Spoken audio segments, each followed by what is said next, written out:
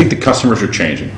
I think that the ways that customers can communicate is changing dramatically with mobile, with web, with social media, and I think we still have the traditional channels as well, contact center, ATM. There's a lot of different ways that people can communicate back and forth, and there's different ways now that people are communicating with each other, and there's different ways now that people are communicating with the enterprise or the companies that they do business with.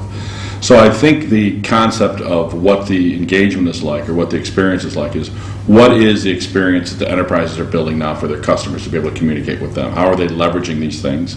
But at the same time, how are they managing it?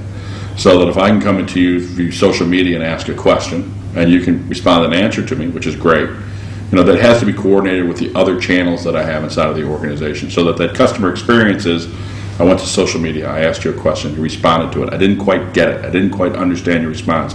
So now I pick up the telephone and call. That shouldn't be a totally different experience. It should be linked. Hi, Mr. McBrien, how are you? I asked a question on social media.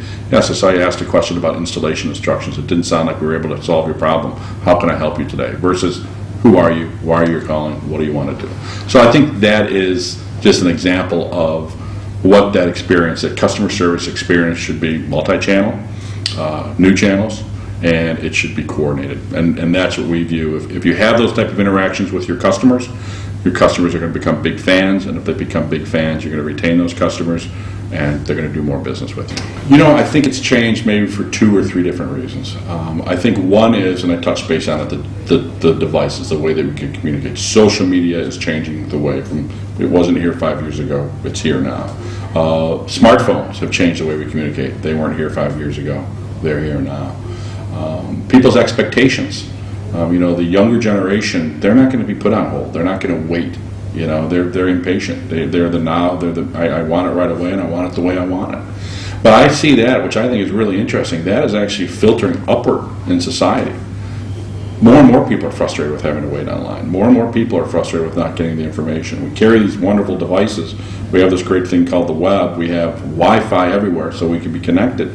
And people, when they have a question, when they have a response, when they have an issue, they want quick response. You look at email. When email started, I'd send an email, 2 or 3 days later somebody would give me a response. And I thought, man, that's pretty good, right? Email's almost become like chat. If I have a question and I email it, I'm not expecting you to get back with me in 4 or 5 days. I'm expecting you to get back with me within a few hours, maybe, tops, right?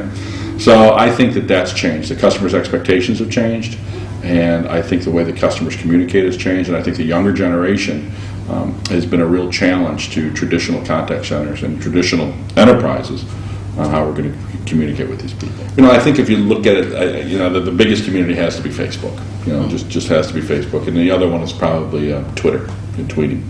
And what I mean, they're the power, and I'm going to add one more to it, is YouTube, and I'll give a good example around it, is if you've ever heard the United Airlines example, if you've heard the story about the musician who checked his guitar on United Airlines, flew, saw them throwing his guitar into the bin, mishandling his guitar.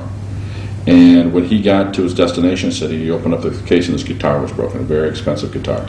Went to customer service, you didn't respond to the right person, escalated, went up to the organization, wanted payment for his guitar, they wouldn't take care of it. And he had no recourse. So he was a musician. He wrote a song about how terrible United Airlines was. He, in song, recanted the entire event and how it happened. And he called out the senior person at United Airlines who's in charge of customer service. Long story short, Google it. It's an amazing story. The song went viral on YouTube. 2 million people listened to the song. United Airlines stock plummeted. Their net present value went through the floor. He got on Oprah. He got on all these TV shows. He now does speaking tours. And every time he goes out, now he doesn't do it anymore, but at the beginning he's bashing United Airlines brand.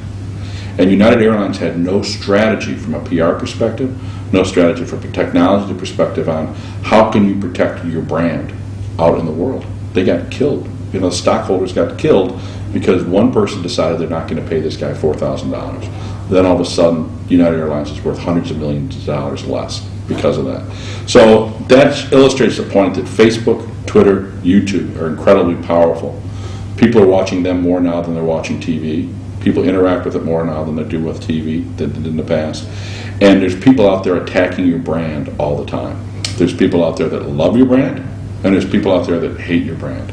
And if you close your eyes to it, if you just kind of stick your head in the sand and you don't have a strategy for how you're going to handle these things, you could end up like United Airlines, just getting killed. So more and more companies are monitoring Facebook, more and more companies are monitoring Twitter, more and more companies are using our technology to interact back and forth with those people. So that's why I say that networks have become the power. That's where your brand is getting talked about the most.